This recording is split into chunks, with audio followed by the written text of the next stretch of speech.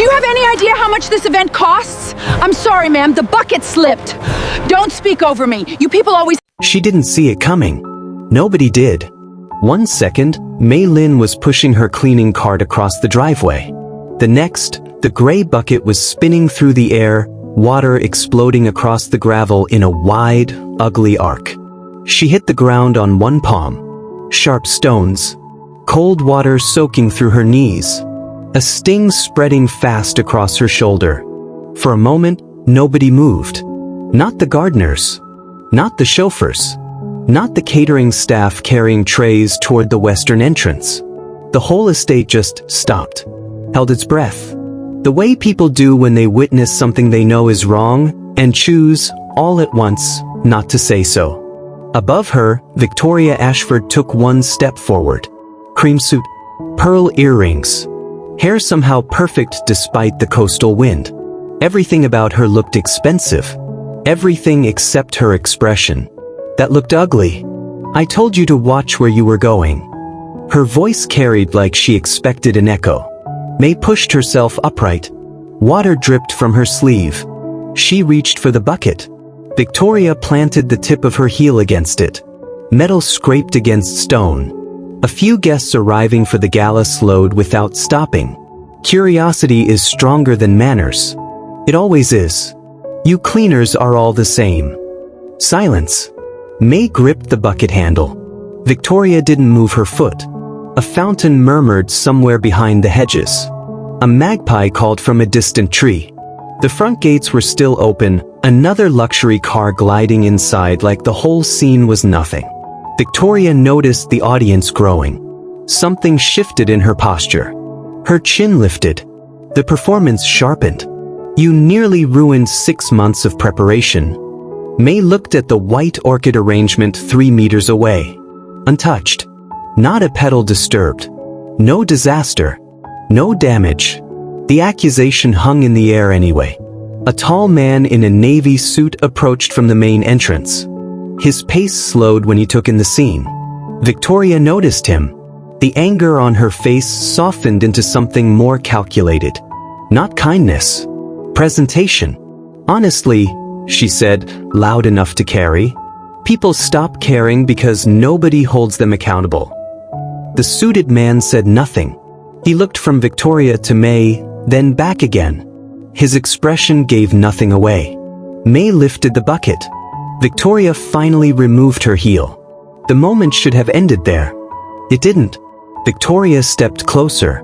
Close enough that only a few inches separated them. Close enough for Mei to smell expensive perfume mixed with wet gravel and cut grass. You should be grateful you're even allowed to work here. A gardener lowered his gaze. A chauffeur looked away. The suited man stayed perfectly still. Victoria laughed once. Dismissive. Already bored with the damage she'd caused. She turned toward the mansion, and just like that, the crowd began moving again. Conversations restarted. Engines hummed. The estate exhaled. Mei stayed crouched beside the spilled water. Not because she couldn't stand. Because she was watching. Watching who helped. Watching who looked away. Watching who enjoyed it. Watching who suddenly found the gravel beneath their feet very interesting. The suited man lingered longer than the others. 3 seconds, then he followed Victoria toward the mansion. Mei rose slowly. She reached into her cart. Not for a mop. Not for a towel. A small black notebook, the cover worn soft at the corners. She opened it and wrote a single name. Victoria Ashford. Then, after a pause, she wrote a second name beneath it. Not Victoria's. The suited man's. The one who stood there. The one who watched. The one who chose silence. She closed the notebook. The distant sound of helicopter blades rolled across the coastline. Another guest arrived. Another witness entered the estate.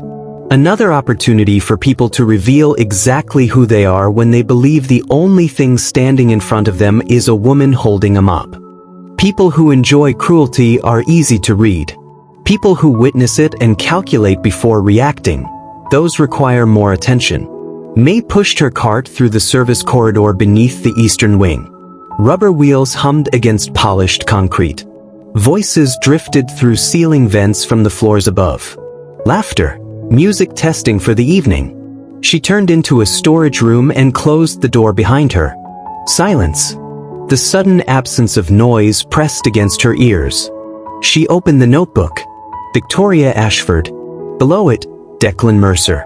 The suited man. That was his name. A soft knock interrupted her. 3 taps. Not hurried. Not uncertain. An older maintenance worker stood in the doorway with a toolbox. His name tag read Warren. His eyes drifted to the bruise darkening along her wrist, the bruise Victoria's kick had helped create. His jaw tightened. Just briefly. You should get that looked at. No performance. No audience. No reason to care. Just concern. He left without waiting for a reply. Mei wrote another name. Not beneath Victoria's. Not beneath Declan's. On a separate page. Warren. The list remained very short.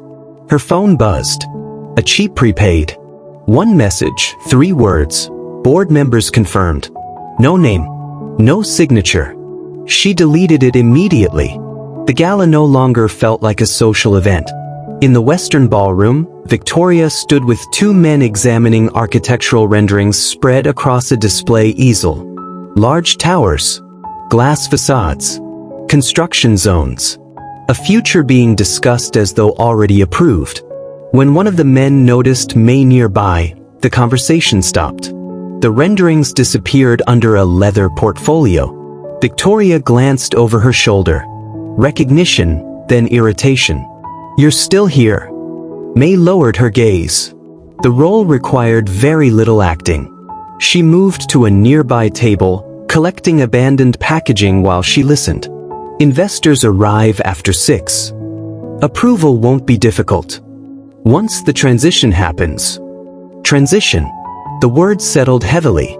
Victoria smiled. People only resist change when they think they matter.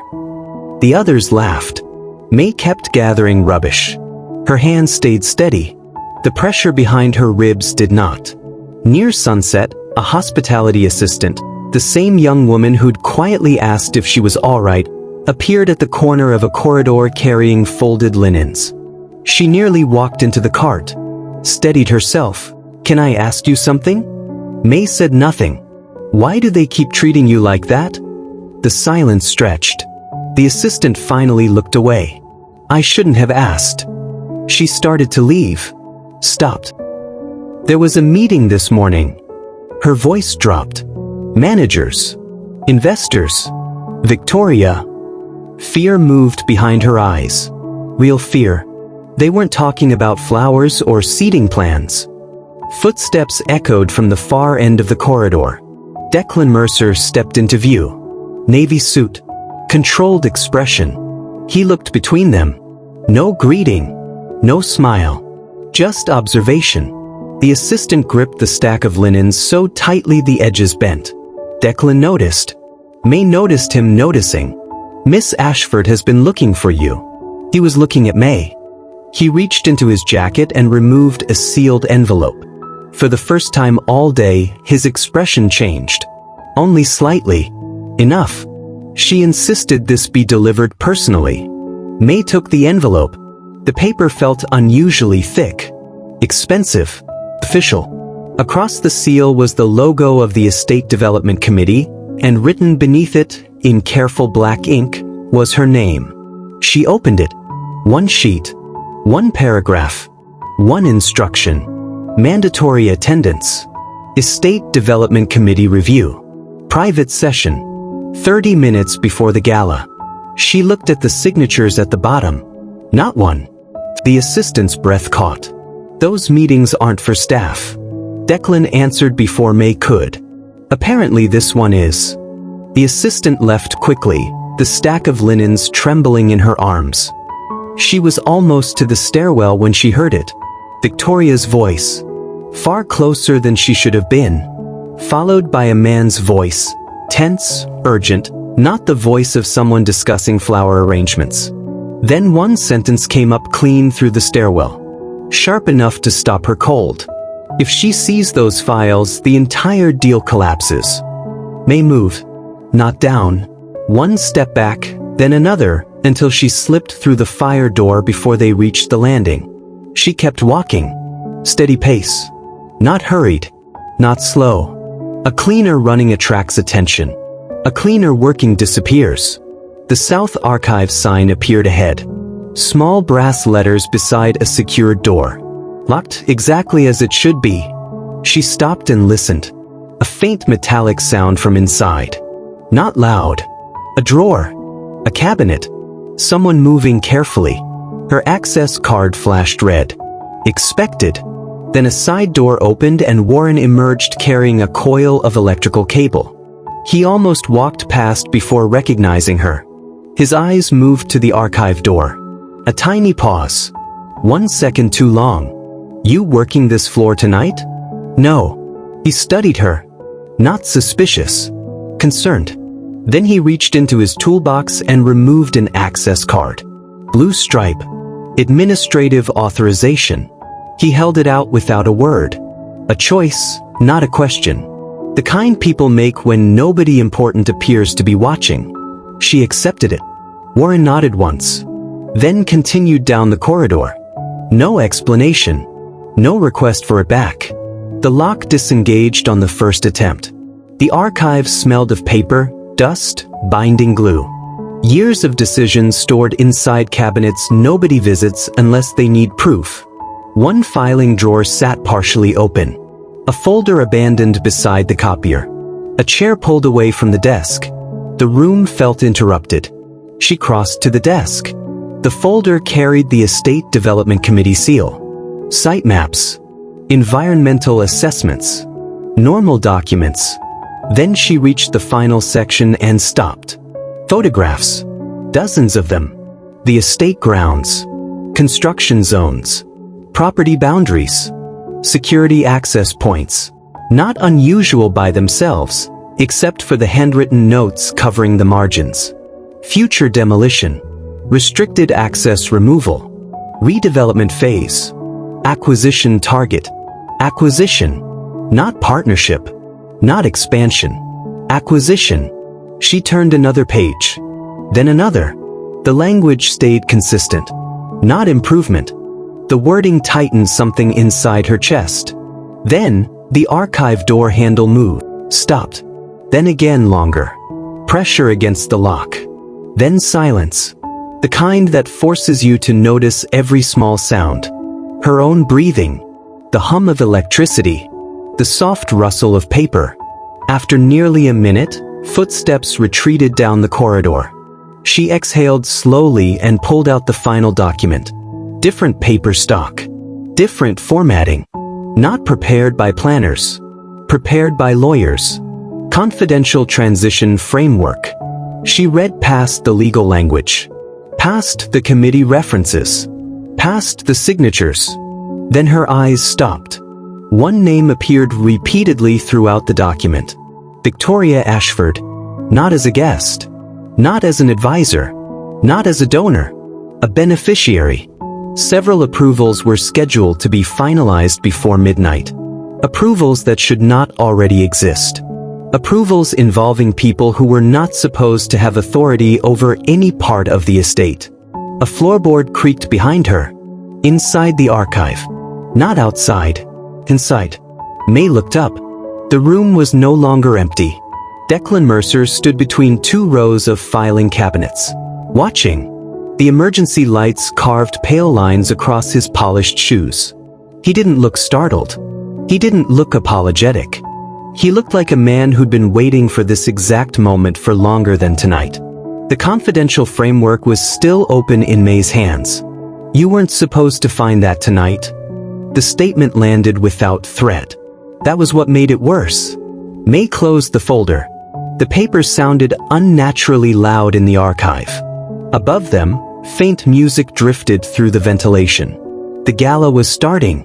Declan heard it too. His jaw tightened. The review session begins in 12 minutes.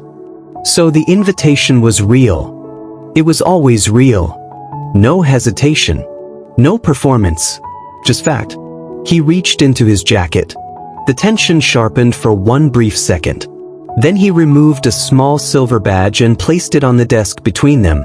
Not toward himself. Toward her. You can leave through the south corridor. Mei looked at the badge. Then at him.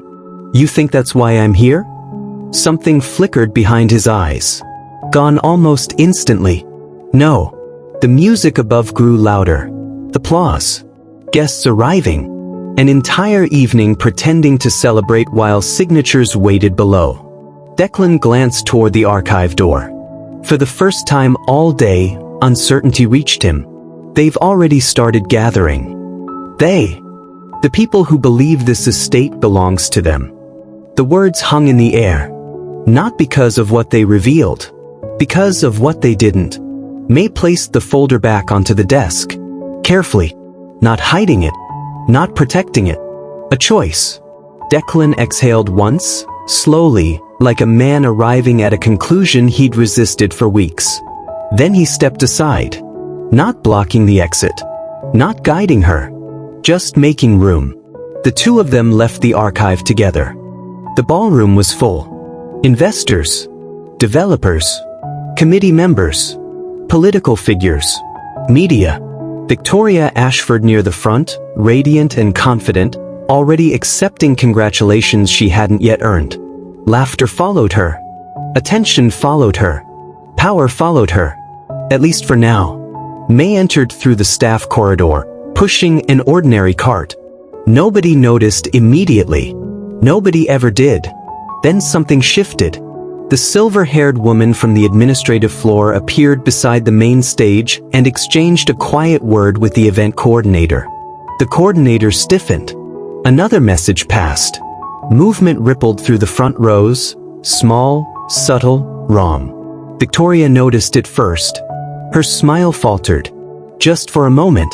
The coordinator approached the microphone with a sheet of paper trembling slightly in his hand. Not from fear. From surprise. He cleared his throat. Before tonight's proceedings continue. The room began going quiet. Victoria's attention sharpened. He looked toward the ballroom entrance. Toward Mei. Then immediately lowered his gaze. A reaction that did not go unnoticed.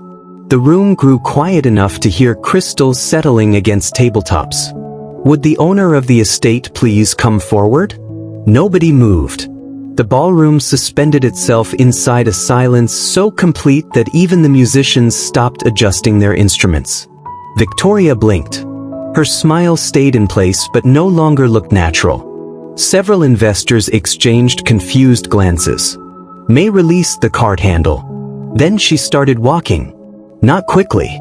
Not dramatically. Each step echoed softly across the marble. At first, most guests assumed she was clearing a path. Then she kept going. Past the catering stations. Past the front tables. Past the reserved seating. The confusion spread visibly. Victoria's expression broke first. A crease appeared between her brows. No. The word left her quietly. Almost to herself. The silver-haired woman stepped away from the stage. Making room. Nothing more. The gesture landed like a stone dropped into still water. Ripples spread everywhere. Mei reached the front. The coordinator handed her the microphone without hesitation, without verification, without a word. The ballroom noticed. The room notices everything. Mei placed the microphone aside. She didn't use it. The silence was already carrying farther than sound. The coordinator unfolded another document. He read, "The Estate Ownership Trust confirms the sole controlling beneficiary and acting chairperson of the Estate Holdings Group." His voice trailed briefly. Not because he didn't know the name. Because almost everyone else didn't. Mei Lin. The room absorbed it. And broke. Whispers exploded across the ballroom. A champagne glass slipped from someone's fingers and shattered against marble. Investors turned toward one another. Committee members sat upright. Victoria didn't move. Her face had lost all color. Not because of the title. Not because of the ownership. Because memory was arriving all at once. The driveway. The bucket. The witnesses. The words. Every choice returning simultaneously. Mei looked at her. Neither woman spoke. The distance between them felt larger than the ballroom itself. Security directors approached the stage, carrying folders. Then another. Then another. Not hidden. Not discreet. The sight alone changed the atmosphere. The silver-haired woman opened the first folder. Committee members began reading. Expressions hardened. Pages turned faster. One investor removed his glasses and read again, as if the words might change. They didn't. This is ridiculous. Victoria's voice came too fast, too sharp, too late. Nobody looked at her. And that may have been the first consequence she truly felt. The committee chairman rose slowly from his seat. He studied the documents before him, then looked directly at Victoria. Not angry, not emotional, certain. Your development privileges are suspended pending immediate review. Victoria stared at him, then at the others, searching for allies, looking for someone willing to interrupt reality. Nobody did, because several people in that room were now reading their own names inside those folders. Near the service entrance, Warren received a sealed envelope from the silver-haired woman. He opened it, read it, and froze. His expression didn't become joyful. It became stunned. The expression worn by someone who expected nothing. The hospitality assistant received one as well. Her eyes widened. She covered her mouth. No announcement followed. Yet the ballroom noticed. People always notice when integrity receives attention, especially those who spent years believing only influence mattered. Victoria saw it too. And for the first time all evening, genuine fear reached her eyes. Not fear of exposure. Fear of irrelevance. The room she thought she controlled was moving without her. Deciding without her. Continuing without her. The chairman's question remained suspended above the room. If you knew what was happening? His eyes drifted briefly to the fading bruise on her wrist. Why did you choose to stay hidden long enough to let it happen? Nobody reached for it. Not the investors. Not the committee. Not Victoria, standing alone near the front tables now, people passing around her, past her, beyond her. Mei let the silence continue. Long enough for discomfort to spread. Long enough for people to sit beside their own choices. Then she spoke. Quietly. No microphone. No performance. If I had walked in here the first day as the owner, the room leaned toward her anyway. I would have learned very little. Nobody interrupted. Victoria's gaze dropped, not to the floor, but to Mei's wrist. The fading bruise. Just for a second. Then away. The chairman lowered his eyes. Nodded once. The question left the room. Not resolved. Released. Folders began closing around the committee table. One after another. Soft sounds. Paper. Leather. Finality without ceremony. Guests drifted toward the exits. Conversations returned in fragments. Muted. Careful. Nobody seemed eager to speak loudly anymore. Victoria stood alone near the front tables. People passed around her, past her, beyond her. No confrontation. No dramatic reckoning.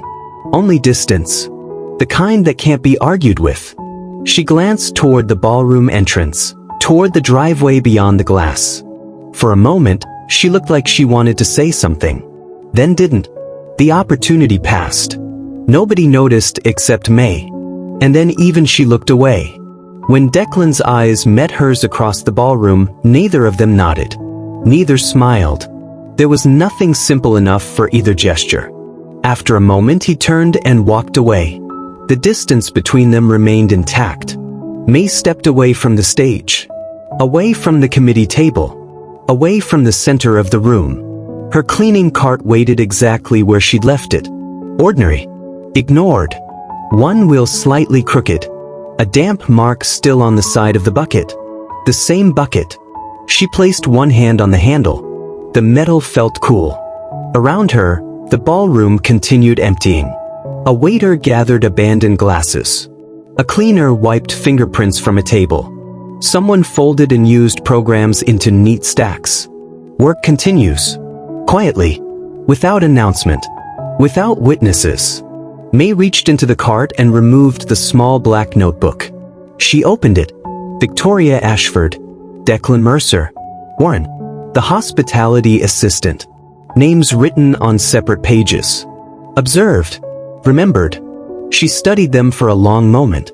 Then closed the notebook. Not adding anything. Not crossing anything out. The distant sound of waves reached the estate from beyond the cliffs. Steady. Unconcerned. She returned the notebook to the cart.